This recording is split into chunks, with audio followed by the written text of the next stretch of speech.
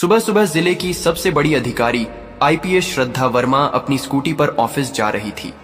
उन्होंने पीली साड़ी पहनी थी और उस समय वे बिल्कुल साधारण महिला जैसी दिख रही थीं।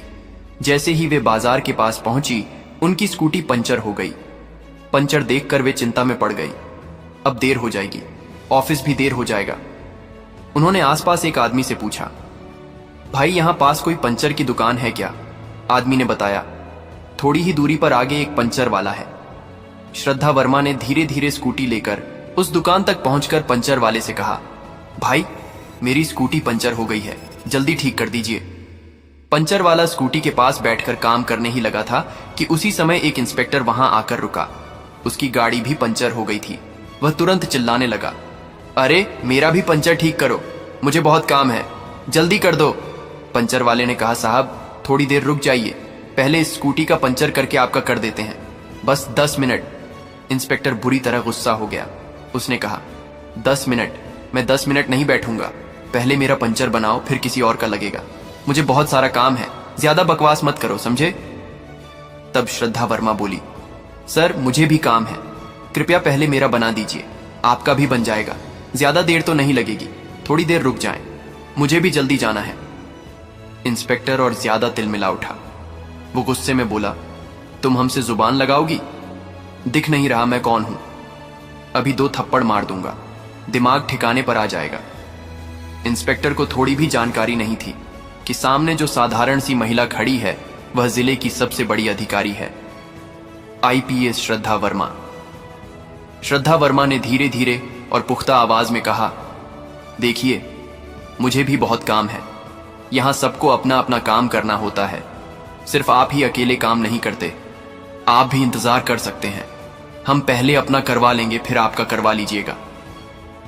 यह सुनकर इंस्पेक्टर और भी नाराज हो गया और उसने अचानक थप्पड़ जड़ दिया श्रद्धा वर्मा के गाल पर।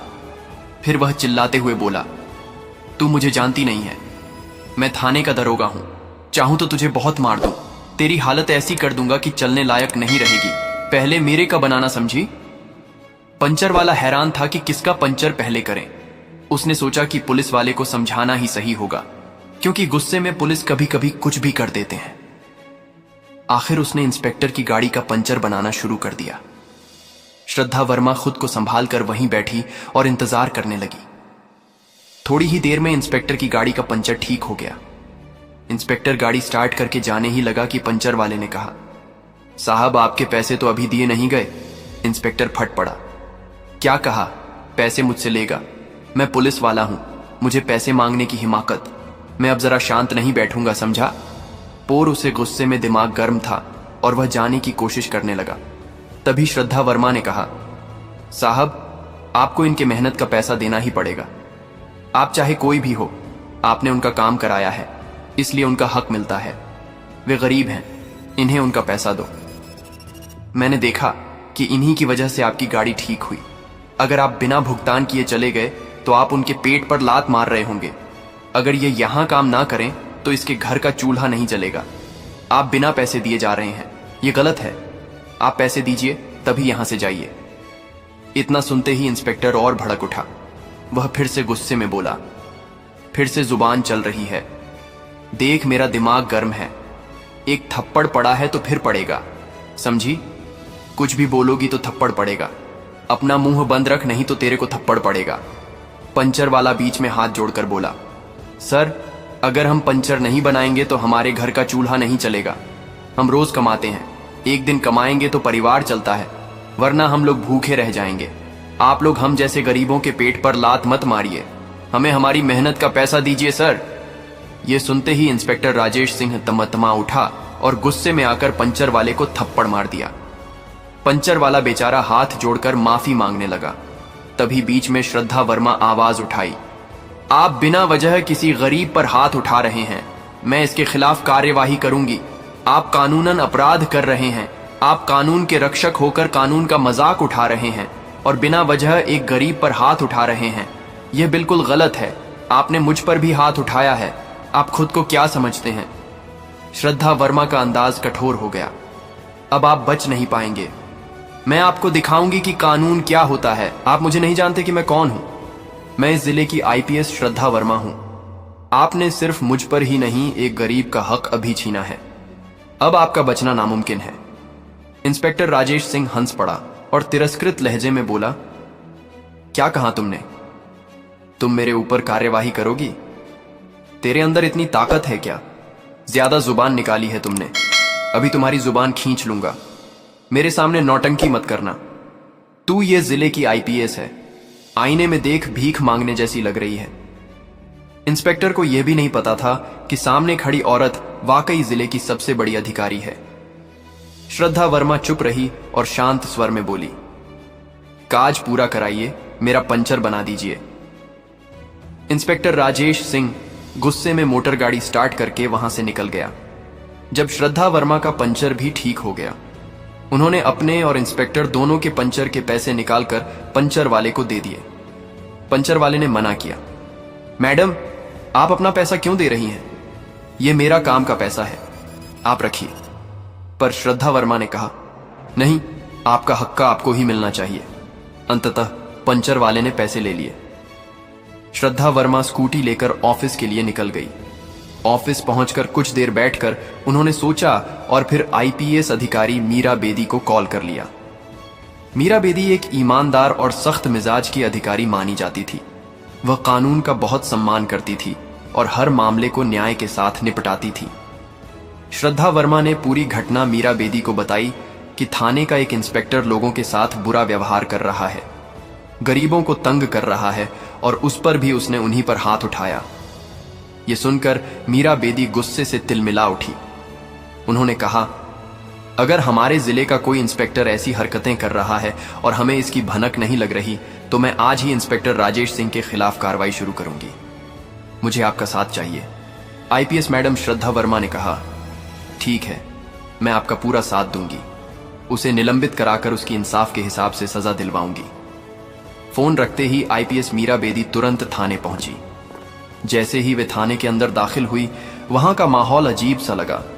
इंस्पेक्टर राजेश सिंह अपनी कुर्सी पर बैठा था। दोनों पैर टेबल पर रखे हुए उसे देखकर लग ही नहीं रहा था कि वह एक पुलिस अधिकारी है, बल्कि ऐसा लग रहा था जैसे कोई गुंडा हो। आईपीएस मीरा बेदी को देखते ही इंस्पेक्टर घबरा गया। उसने जल्दी से पैर नीचे किए और हकलाते हुए बोला, नमस्ते मैडम, आप यहां कोई काम था क्या? मीरा बेदी ने गुस्से भरी नजरों से उसकी तरफ देखा और सख्त आवाज में बोली, हाँ काम है, तभी तो यहां आई हूं, और ये कोई छोटा मोटा काम नहीं, बहुत बड़ा मामला है। इंस्पेक्टर ने उन्हें कुर्सी पर बैठने का इशारा किया। मीरा बेदी बैठ गई और बोली, मैं यहां इसलिए आई हूं क्योंकि मैंने तुम्हारी शिकायत सुनी है। कल तुमने सड़क पर एक पंचर वाले गरीब आदमी के साथ बदतमीजी की, उसे थप्पड़ मारा और उसका मेहनत का पैसा तक छीन लिया। इतना ही नहीं, तुमने जिले की आईपीएस श्रद्धा वर्मा पर भी हाथ उठाया। मैं इस सब की जांच करने यहां आई हूं। यह सुनते ही इंस्पेक्टर राजेश सिंह के होश उड़ गए। उसके पैरों तले जमीन खिसक गई। वह डर के मारे कांपने लगा और बोला, मैडम, मुझे नहीं पता था कि वह महिला आईपीएस है। मैंने उन्हें आम औरत समझा और गलती से हाथ उठा दिया। मैं मानता हूं कि मुझसे बहुत बड़ी गलती हुई है। सॉरी मैडम, मुझे बहुत काम था और मेरा पंचर बन नहीं रहा था। इसी वजह से गुस्से में आकर मैंने ऐसा किया। यह सुनकर आईपीएस मीरा बेदी और भड़क उठी। उन्होंने सख्त आवाज में कहा, चुप रहो। तुमने जो किया है वह बहुत बड़ा अपराध है। तुमने सिर्फ आईपीएस पर हाथ नहीं उठाया, बल्कि एक आम नागरिक पर भी हाथ उठाया, उनका हक छीना और एक गरीब की रोजी रोटी पर लात मारी। यह सीधा सीधा कानून तोड़ना है और कानून के रक्षक होकर कानून की धज्जियां उड़ाना और भी बड़ा अपराध है। फिर मीरा बेदी ने आगे कहा, आईपीएस श्रद्धा वर्मा ने कल सुबह जिले की सबसे बड़ी मीटिंग हॉल में प्रेस मीटिंग बुलाई है। तुम्हें कल वहां मौजूद होना पड़ेगा और जो भी फैसला सुनाया जाएगा तुम्हें मानना होगा। अब तुम्हारा बचना नामुमकिन है। इतना कहकर आईपीएस मीरा बेदी वहां से निकल गई। इंस्पेक्टर राजेश सिंह डर के मारे पसीना पसीना हो गया। उसका पूरा शरीर कांप रहा था। सुबह होते ही जिले के सबसे बड़े मीटिंग हॉल के बाहर मीडिया की भारी भीड़ जमा थी। आम जनता भी बड़ी संख्या में वहां इकट्ठा हो गई थी।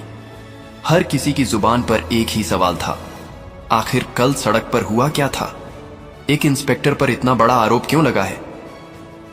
भीड़ के बीच में खड़े लोग एक दूसरे से कानाफूसी कर रहे थे। सुना है इंस्पेक्टर ने आईपीएस मैडम को थप्पड़ मार दिया था। क्या आईपीएस मैडम को? ये तो बहुत बड़ी बात है। हाँ भाई, और सुना है कि एक गरीब पंचर वाले को भी पीट दिया। अगर ऐसा है तो उस इंस्पेक्टर की खैर नहीं। भीड़ की फुसफुसाहटें वातावरण में और तनाव भर रही थीं। हॉल के अंदर बीच में आईपीएस श्रद्धा वर्मा बैठी थी। उनके एक साइड में आईपीएस मीरा बेदी और दूसरे साइड में एसडीएम अनिल वर्मा बैठे हुए थे। करीब 10 बजे दरवाजा खुला। पुलिस के 2 जवानों की निगरानी में इंस्पेक्टर राजेश सिंह अंदर आया। कल रात से ही उसके चेहरे की रंगत उड़ चुकी थी। आंखों के नीचे काले घेरे पड़ गए थे। घबराहट उसके हर हाव भाव से साफ झलक रही थी। सामने आईपीएस और आईपीएस को देखकर उसके कदम कांपने लगे। वह धीरे धीरे चलकर सामने रखी कुर्सी पर बैठ गया। मीडिया के कैमरे लगातार उसकी ओर घूम रहे थे। आईपीएस श्रद्धा वर्मा ने माइक उठाया और कहा, सुप्रभात। आप सबको यहां बुलाने का मकसद यह है कि कल शाम शहर के बीच सड़क पर जो घटना घटी वह सिर्फ एक महिला अधिकारी या एक गरीब पंचर वाले से जुड़ी नहीं है, बल्कि पूरे सिस्टम की साख से जुड़ी है। हम सब कानून और व्यवस्था की रक्षा करने के लिए यहां हैं, न कि उसका दुरुपयोग करने के लिए। आज यहां सार्वजनिक रूप से जांच और फैसला होगा ताकि हर नागरिक को यह संदेश जाए कि कानून सबके लिए बराबर है। भीड़ तालियों से गूंज उठी। श्रद्धा वर्मा ने सबसे पहले पंचर वाले को बुलाया। गरीब आदमी कांपते हुए मंच पर आया। उसके चेहरे पर अब भी कल के थप्पड़ का निशान साफ दिख रहा था। उसने हाथ जोड़कर सबको नमस्ते किया। मीरा बेदी ने सख्त लहजे में कहा, बता दीजिए कल सड़क पर क्या हुआ था। पंचर वाले ने हिम्मत जुटाकर बोला, मैडम, मैं गरीब आदमी हूं, रोज कमाता हूं, रोज खाता हूं। कल मैडम आईपीएस श्रद्धा वर्मा का स्कूटी पंचर हुआ था। मैं बना ही रहा था कि तभी इंस्पेक्टर साहब आ गए। उन्होंने कहा कि पहले उनका पंचर बनाऊं। मैंने विनती की कि 10 मिनट रुक जाए, लेकिन उन्होंने जबरदस्ती किया।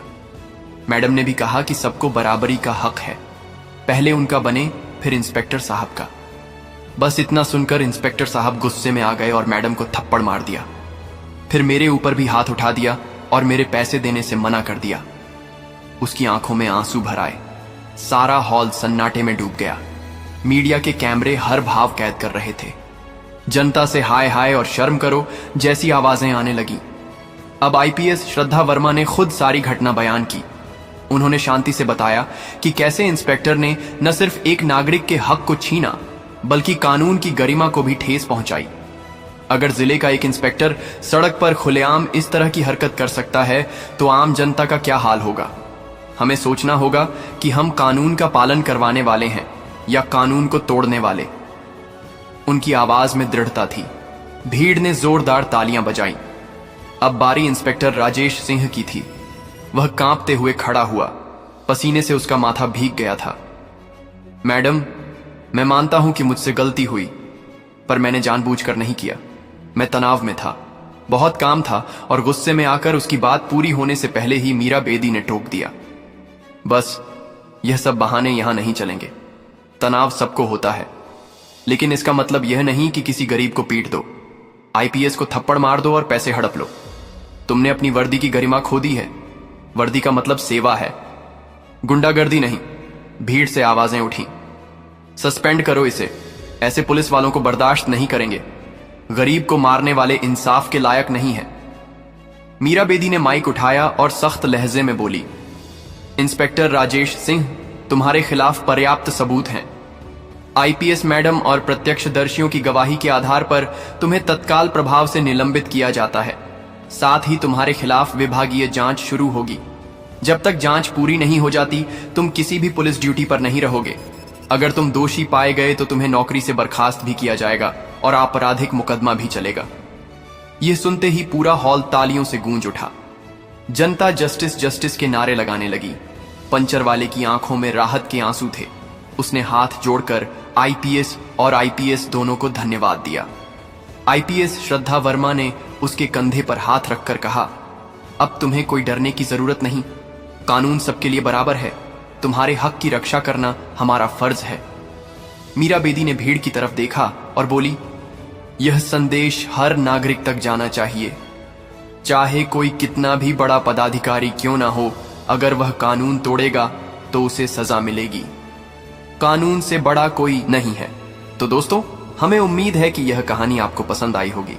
अगर आप इस तरह की और भी दिलचस्प और शिक्षाप्रद कहानियों से जुड़ना चाहते हैं तो प्लीज हमारे चैनल स्टोरी दर्पण को सब्सक्राइब और वीडियो को एक लाइक जरूर करें। धन्यवाद।